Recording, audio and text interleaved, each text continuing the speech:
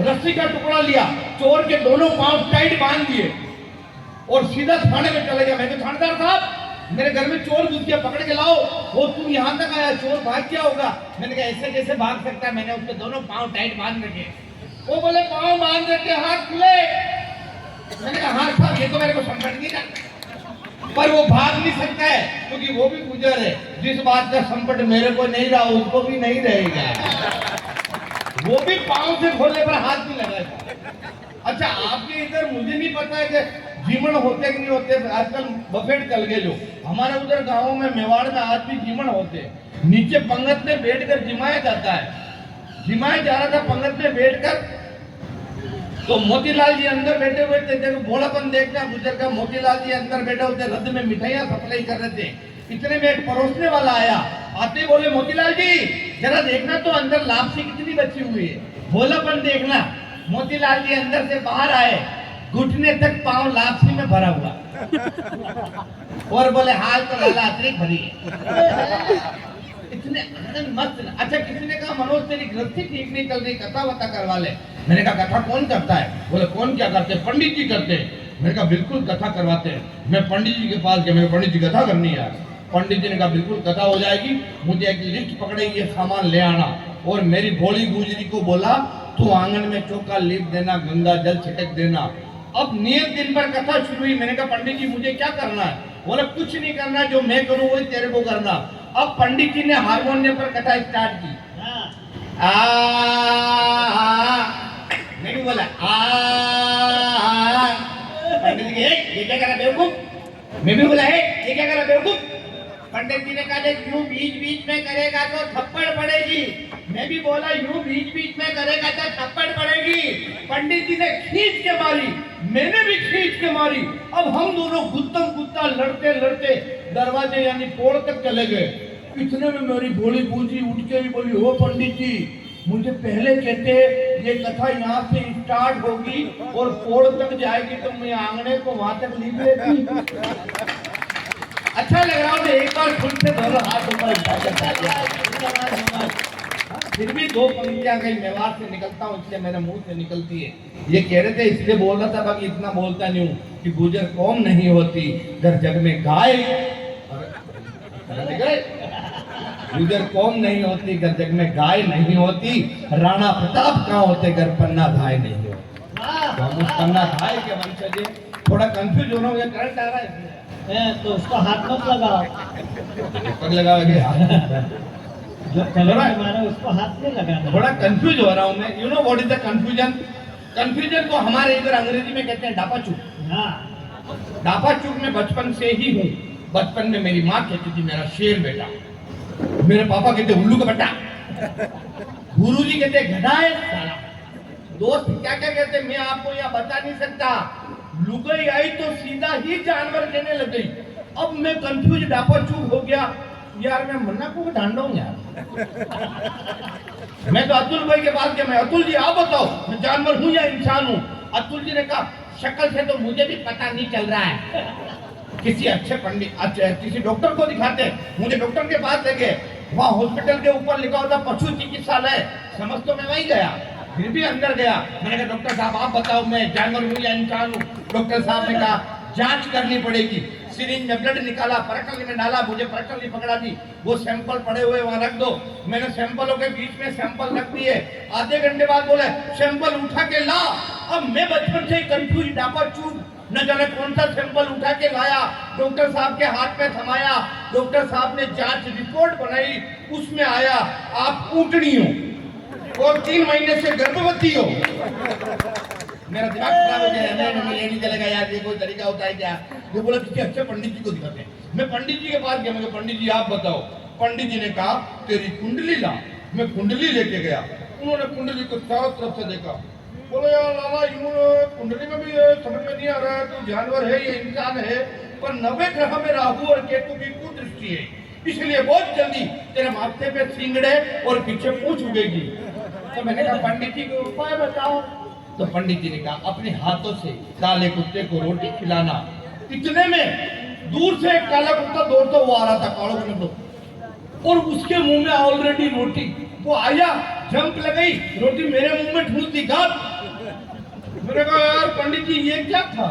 तो पंडित जी बोले लाला यूं लग रहा है इस कुत्ते को भी किसी पंडित ने यही उपाय बताया। अब आप समझ गए हो तो ढंग से तालियां बजाओ, वरना भौंक के भी बता सकते। आनंद लीजिए, खुल के आनंद लीजिए। हाँ? हम तो राजस्थान के लोग हैं, राजस्थान पर कौन क्या कविताएं लिख सकता है? कवियों ने कविता लिख डाली, कथाकार ने लिखी कथा, बच्चों का बचपन लिख डाला, लिखा जवानी जोश था, सदियों तक जो अमिट रहेगा कुछ ने ऐसा लिख डाला, जिसने जैसा देखा इसको उसने वैसा लिख डाला, लिखा हुआ जो आड़ावल पे वो भीलों का शोणित है, धोरों के कण कण पर पढ़ लो गाथा है सब वर्णित है, कहीं प्रेम की लिखी इबारत, कहीं राग है भक्ति का, तलवारों की कलम बनाई हर पन्ना है शक्ति का, त्याग लिखा है, शौर्य लिखा है, वीरों का बलिदान लिखा, और बलिदानों में सबसे ऊपर अपना राजस्थान लिखा। हम तो उस राजस्थान के हैं। आपने मुझे यहाँ आमंत्रित किया, दुनिया के सबसे भाग्यशाली लोग हैं आप, दुनिया के सबसे लकी आदमी को आज आपने बुलाया यहाँ पे। सही कह रहा हूँ, मेरी वजह से सबका फायदा होता है, आज तक किसी का नुकसान नहीं हुआ। हाँ, ये भैया पीछे वो प्यार मोहब्बत की बात कर रहा था, आया मनोज, इसका नाम भी मनोज प्रजापति। हाँ, ये प्यार मोहब्बत की, मुझे शक्ल से लुटा हुआ आशिक लग रहा है। शक्ल देखो इसकी, लुटा हुआ आशिक। चार पंक्तियां इसको भी कहता हूँ, सलाह देता हूँ, आपके समझ में आ जाएगी, आनंद लेना किस तरीके से बात करूं। कि प्यार में धोखा खाने वालों, प्यार में धोखा खाने वालों, बेवफाई का रोना रोने वालों, आप अपनी मोहब्बत की ई केवाईसी करवाइए। अच्छा, आप अपनी मोहब्बत की ई केवाईसी करवाइए, आपकी मोहब्बत कहीं नहीं जाएगी। कोई दूसरा लॉगिन भी करना चाहेगा तो ओटीपी आपके पास आएगी। तो मैं कह रहा था, मैं लकी, दुनिया का सबसे लकी आदमी आपके बीच में आया। भाग्यशाली लोगों, मेरी वजह से किसका नुकसान नहीं हुआ। पहले मैं भारतीय जीवन निगम में काम करता था, लाइफ इंश्योरेंस करता था, मेरी वजह से सबका फायदा हुआ। मैंने आज तक जिस के बीमे किए, इंश्योरेंस किए, सबके क्लेम पास हुए। नुकसान क्यों करे? मैंने तो मेरी यूरोप वाला लड़के लड़कियों की शादियां करवाई, मेरी वजह से सबका फायदा हुआ। आज तक मैंने जिस लड़के की शादी करवाई उसकी लुगाई को अभी विधवा पेंशन मिल रही है। मुंबई चला गया एक सेठ का, मैंने कहा सेठ जी मुझे नौकरी पे रखो। ओ बिल्कुल तेरे को नौकरी पे रखेंगे, लेकिन मैंने सुना तो लकी आदमी। मैंने कहा हाँ वो तो मैं हूँ।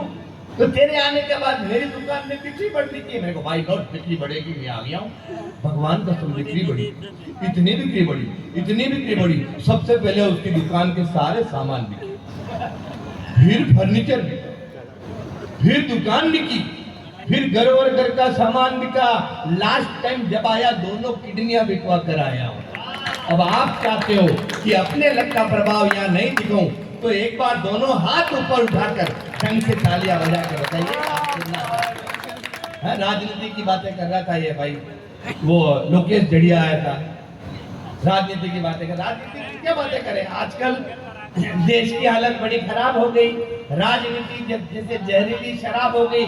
नेता नशे में डोल रहे हैं, काले को सफेद बोल रहे हैं। शेर घास पर जिंदा है, बिल्ली चूहों से शर्मिंदा है, बकरियां काटने लगी है, लोमड़ियां उड़ने लगी है, कुत्तों के पंख आ गए, बंदर भी पगला गए, कौवे मिल बनाने लगे, कबूतर सांप को डराने लगे, हाथी खेतों की रखवाली कर रहे, खरगोश खजूर पर चढ़ रहे, घोड़े शर्म से कर रहे हैं और गधे चुनाव लड़ रहे हैं। क्या राजनीति की बातें करें? चप्पलें घिस गई, कपड़े फट गए, इंसान धर्म मजहब में बट गए, ससुर जी बहू के साथ नाच रहे हैं, बलात्कारी कथा बांट रहे हैं, चीन से कपकपी छूट रही, सरकारें जनता को लूट रही, युवा अय्याशी में झूम रहे हैं, पूर्वी पश्चिम को चूम रहे हैं, मल्लिका की टांगे दिख रही और सलमान नंगे घूम रहे हैं। यानी ये सब कुछ उलट हो गया और ये मन्नू बेचारा देखता रहता है। अच्छा, इस कविता को मैंने हमारे पूर्व प्रधानमंत्री मनमोहन सिंह जी को सुनी, खुश हो गए, और बड़े बहुत बढ़िया कविता है। मैं कहा यार साहब आपको ये क्या समझ में, इसमें क्या समझ में आया? बोल बेटा इसमें एक लाइन बहुत समझ में आई, ये मन्नू बेचारा देखता रह गया, बाहर तो मन्नू बेचारा देखता रह गया, यहाँ मैं मन्नू बेचारा देखता रह गया। जिसे देखो वही जीवने वाले, पुरस्कारी कौन करे, कोई बाटियां चपटे, कोई लड्डू के पीछे मरे, अंधेरे नगरी चौपट राजा, कांग्रेस का ढोल, बीजेपी का बाजा, इधर बसपा अलग ही पूंजियां निकाल रही है, चूहे के खाने के दाने नहीं हाथी निकाल रही है। एक दृश्य देता हूँ, एक चौराहे पर गांधी जी की मूर्ति लग रही थी, उस मूर्ति पर 4 कबूतर बैठे बैठे बीट कर रहे। क्यों रे कबूतरों, तुम गांधी जी की मूर्ति पर बैठे बैठे बीट क्यों कर रहे हो? महात्मा जी की सफेद जब धोती से मेला बीट क्यों कर रहे हो? तो कबूतर बोले, अरे पागल इंसान, तू गांधी जी की मूर्ति पर बीट की बात कर रहा है। लोग तो इनके सिद्धांत यानी उसूलों तक पर बीट कर गए। अगर अगले चौराहे पर जाकर देख, इनकी मूर्ति पर कोई शक्ति कपूर का फोटो फिट कर दे। वो राजस्थानी है, राजस्थान का है, त्याग तपस्या शौर्य जहाँ की परिपाटी रही है। केर सांगरी की साग थाली में चूरमा और बाटी रही है। जहाँ मीरा का प्रेम था, पन्ना का प्रण था, भक्तों की भक्ति थी, सूरों का रण था, वहां प्रताप के स्वाभिमान तक की धज्जियां उड़ा दी और अकबर महान हो गए और हल्दी घाटी भुला दी। अकबर महान हो गए। अच्छा, आपने शोले फिल्म देखी है? सभी ने देखी होगी शोले फिल्म। 1975 में हो जब आई थी शोले फिल्म। यदि इस वक्त बनती और यहाँ पर मांगरोल में बनती तो नए जमाने की शोले कैसी होती? डायलॉग, आनंद लेना मजे लेना। गब्बर, कितने आदमी थे, कितने आदमी थे सरदार, हम क्या जाने, हम तो खाली लुगाइयां देख रहे थे। अरे ओ साबा, उठा बंदूक और लगा निशाना इसकी खोपड़ी में। सरदार, बंदूक नहीं चल रही है, आपने इसको आधार कार्ड से लिंक कराया या नहीं कराया? कितना इनाम रखे हैं सरकार हमारे ऊपर? सरदार, पूरे 36,000। झूठ, हमारे ऊपर पूरे 36,000 इनाम कहाँ है? हमारे ऊपर तो 50,000 इनाम है। और नहीं सरदार, 28% GST कटेगी तो 36 ही आएगी। और अंतिम डायलॉग आपके समझ में आ जाए तो इस बार पूरा सदन हाथ खोलना कि 50 कोस तक जब भी बच्चा रोता है तो माँ कहती है, बेटा सो जा वरना गब्बर आ जाएगा। तो बेटा कहता, माँ रहने दे, बेवकूफ मत बना, तूने मुझे पहले ही यूं ही के बेवकूफ बनाकर 3 बार सुला दिया। गब्बर तो आया ही नहीं, मेरी प्रॉपर्टी में 3 हिस्सेदार और आ गए। मजा आ रहा तो ढंग से तालियां बजाकर बताओ जाके। आनंद लो साहब, बहुत बढ़िया लोग हैं, आपको आनंद लो, मैं जानता हूँ आप। ये हम लोग हैं कौन? इतना अच्छा। अंतिम एक कविता आपको सुनाना चाहता हूँ, क्योंकि पसीना तो साहब, पसीना आपने हवाया था, आगे दूसरी जगह पसीना नहीं आता है। कल इटाओं में बिल्कुल नहीं आया। धन्य आप, बहुत मान लो, पर ऐसे ही सोता होना चाहिए। हमारे पानी उतार देते हो कभी होगा, 5 जगह मंच फोर के साथ जमते, 6 जगह नीचे उतार देते, डर दिया भाया। बहुत मजेदार हो। देखो, मांगरोल वाले स्वाभिमान सिखाते, पैसे लिए तो मेहनत के लिए, और पसीना नहीं उतरे, मेहनत नहीं करो तो पैसा काय के लिए ले? कुछ बेटियां और माताएं भी बैठी, बेटे बेटा ए बेटा ए बेटा बैठ जाओ। माताएं और बेटियां भी बची। 4 पंक्ति इन बेटियों के लिए, क्योंकि मैं खुद 4 बेटियों का बाप हूँ, इसलिए इन बेटियों के लिए 4 पंक्तियां कहना चाहता हूँ। बेटी, कि गुलशन में खिले फूल सी होती है बेटियां, जीवन में बीज प्यार के बोती है बेटियां, मत मारो इन्हें कोख में बेटों की चाह में, होता है दर्द बाप को रोती है बेटी, होता है दर्द बाप को रोती है बेटी। एक संस्कारवान कविता आपके बीच में जाकर देना चाहता हूँ। संस्कारवान कविता जब मैं 11वीं क्लास में पढ़ता था, आर्ट्स का विद्यार्थी था, तो 11वीं क्लास में मुझे साइंस की लड़की से प्यार हो गया। आर्ट्स का विद्यार्थी कैसे साइंस की लड़की से प्यार का इजहार करता है और साइंस की लड़की कैसे मेरे सांद्र प्यार को डाइल्यूट करती है, आपके बीच में एक संस्कारवान कविता रखना चाहता हूँ।